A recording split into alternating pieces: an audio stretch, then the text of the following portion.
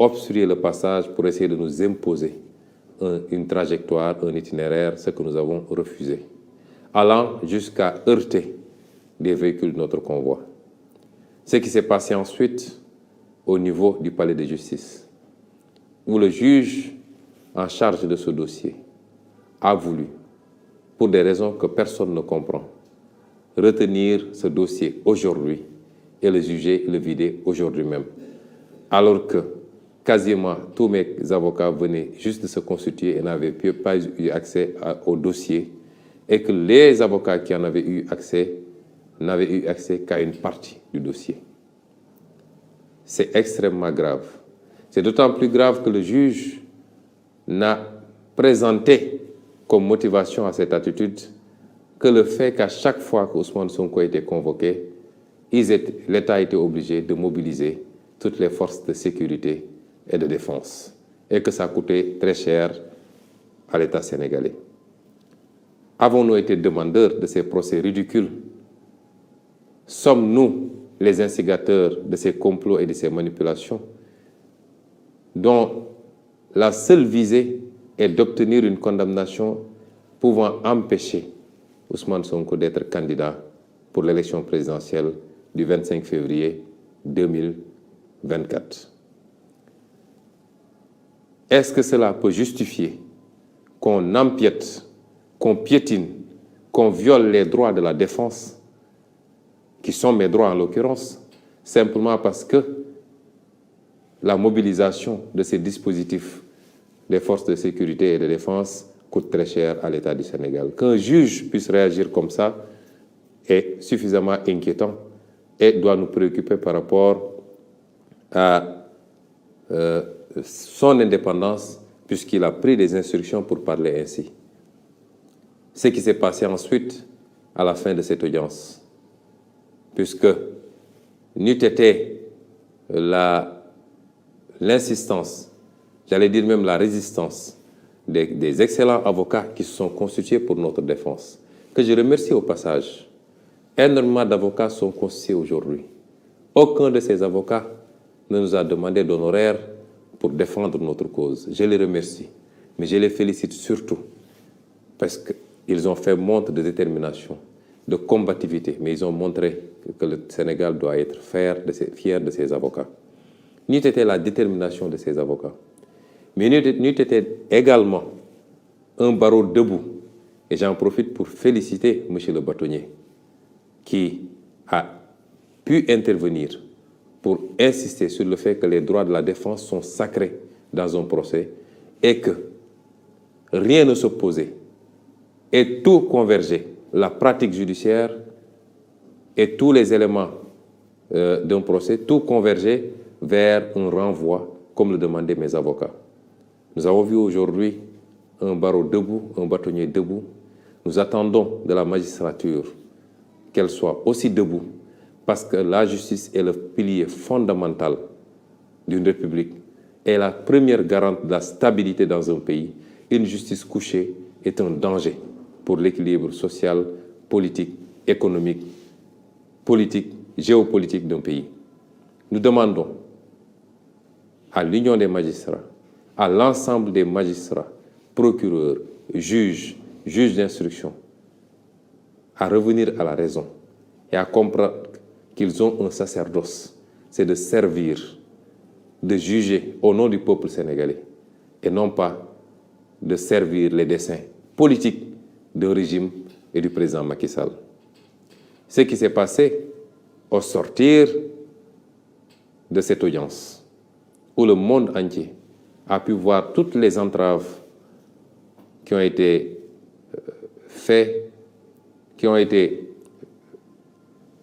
faites sur mon convoi, que des forces de défense et de sécurité aient mobilisé des engins lourds pour bloquer le convoi, essayer de lui imposer encore une fois un itinéraire qui n'était pas le nôtre, vouloir impérativement nous faire passer par le tunnel de Soumbédioune, où il y avait un piège puisqu'il y avait des nervis du régime qui étaient positionnés de part et d'autre de ce tunnel, équipés au même titre que les forces de l'ordre, de grenades lacrymogènes et d'armes.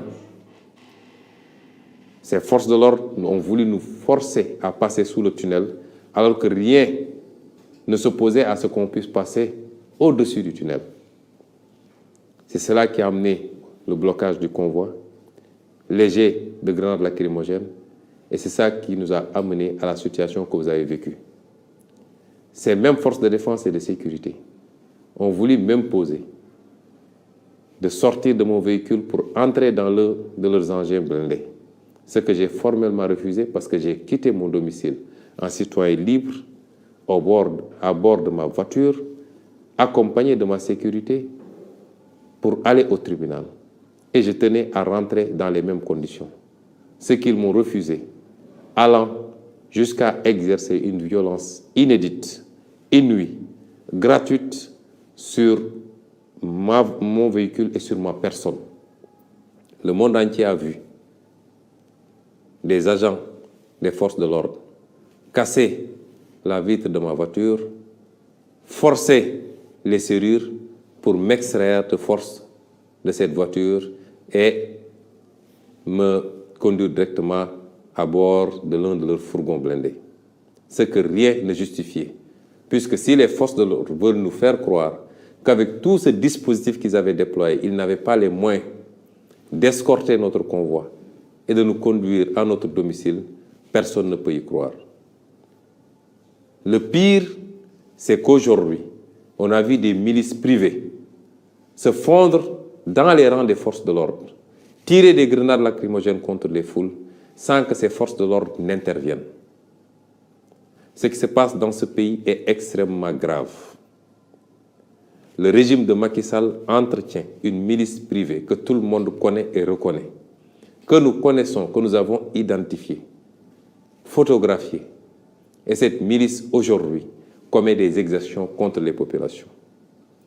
Un des acteurs éminents de la société civile a parlé de guerre civile la dernière fois.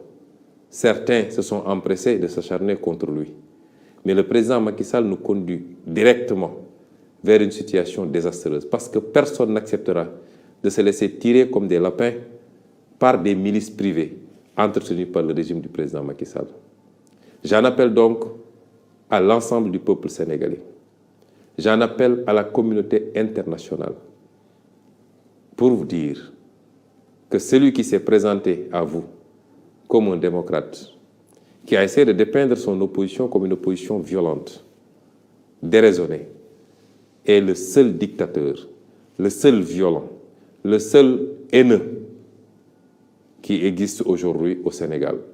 Le Sénégal est un grand peuple qui a jusqu'à présent résisté à tous les soubresauts, qui n'a jamais connu, qui n'a jamais été traversé par des considérations liées à l'ethnie, à la race, à la région d'appartenance. C'est seulement sous le régime du président Macky Sall qu'on a commencé à entendre ces discours haineux. Je veux dire à cette communauté internationale et au peuple sénégalais que cette obsession pour le pouvoir et pour un troisième mandat est en train de mener le président Macky Sall et son régime à franchir la ligne rouge qu'aucun président avant lui n'avait franchie dans ce pays. Celle-là qui nous conduit vers la destructuration du tissu social. Il est temps d'arrêter le président Macky Sall. Dès demain, nos avocats qui sont en train de travailler sur les suites à donner à tout cela déposeront certainement des plaintes, même si on n'a pas espoir, vu ce qui se passe dans la justice sénégalaise. Mais certains comportements et certains crimes ne sont pas prescriptibles. Contre tous les acteurs qui ont été mêlés à ces exactions, à commencer par le ministre de l'Intérieur, les généraux et chefs de la police qui sont mêlés à qui sont les donneurs d'ordre, les commissaires et autres commandants qui y sont directement mêlés, des plaintes seront déposées parce que nous ne laisserons pas passer de telles attitudes qui ne relèvent pas d'une police nationale, mais qui sont des attitudes de banditisme. Comment pouvez-vous imaginer qu'un grand avocat comme Maître Clédor Ciré Ly, l'un des meilleurs d'Afrique de l'Ouest, procédurier et pénaliste, ait été brutalisé, extrait de force de la voiture pour être conduit dans un fourgon blindé. Comment pouvez-vous expliquer qu'un avocat qui a plus de 42 années de barre, comme Kaoussou Kaba Bodian, plus de 80 ans, soit aujourd'hui brutalisé, qui ne présentait aucun risque, aucune menace pour ses forces de défense et de sécurité? Comment pouvez-vous expliquer ça? Qu'est-ce qui peut justifier ces actes gratuits de violence et de vandalisme policier sur ordre du président Macky Sall et de son ministre de l'Intérieur? Ce qui se passe au Sénégal est suffisamment grave pour alerter tous les démocrates, alerter tous les républicains, alerter le monde entier, puisque depuis des années, les droits et libertés sont piétinés. La démocratie est à l'agonie. Je féliciterai et je remercierai tous les acteurs politiques, tous les acteurs de la société civile qui se sont offusqués de cette situation, parce qu'on sort carrément du cadre de la politique. Je veux dire aux Sénégalais que nous sommes en train de nous approcher dangereusement de la ligne rouge.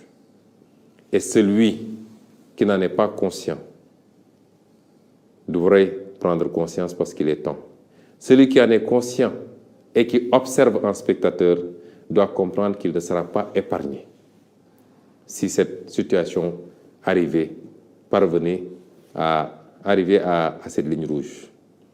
Je voudrais également dire qu'on ne peut pas arrêter la mer avec ses bras. Ce qui inquiète le président Macky Sall et son régime, c'est qu'il est même mal à l'aise. C'est cette déferlante humaine à chaque fois que nous sortons. C'est cette popularité grandissante. Je l'ai toujours dit, ce n'est pas un mérite. Et les Sénégalais ne nous suivent pas, n'adhèrent pas à notre discours et à notre projet par rapport à notre personne. Nous avons beaucoup travaillé à faire comprendre aux Sénégalais là où nous voulons aller. Ce combat pour la souveraineté, ce combat pour la dignité recouvrée, ce combat pour la réappropriation de notre destin national, c'est ce que les Sénégalais ont compris. Et c'est pourquoi ces milliers, ces millions de jeunes sortent à chaque fois pour suivre nos convois, pour adhérer à ce projet. C'est pourquoi ces milliers d'intellectuels adhèrent à ce projet. C'est pourquoi la diaspora, dans presque sa globalité, adhère à ce projet.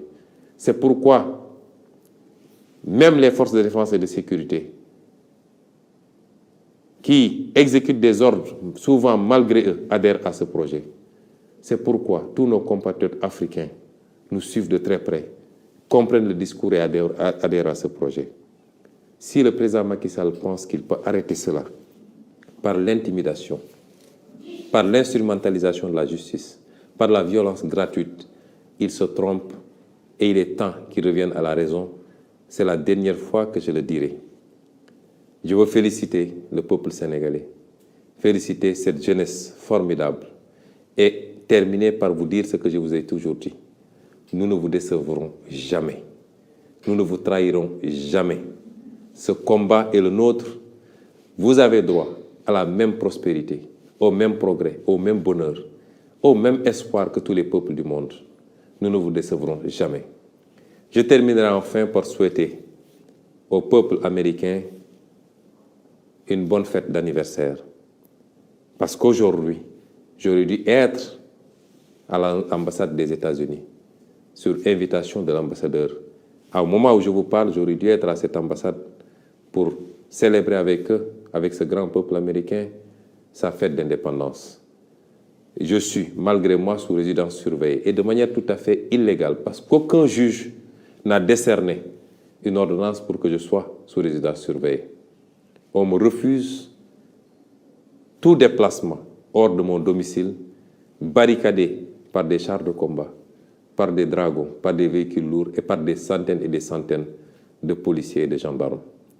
Je voudrais dire au monde entier que voilà le visage de Macky Sall et de son régime. Je vous remercie. mbokki Sénégal asalaamaaleykum ñu ngi leen di nuyu di leen ziar di dellu seeg yéen ci lu gàtt rek waxtaan ak yéen ci xew-xew réew mi ñun ñëpp dundandoo li xew ci réew mi bésu tey jii muy citoyen bu ñu woo tribunal mu mel ni rek saa suñu woowee citoyen boobu tribunal réew mi day taxaw, réew mi dootul noqi, réew mi dootul dox. waaye li ci gën a garaaw mooy ñoom ñi koy woo tribunal ñooy suuxat fitna gi.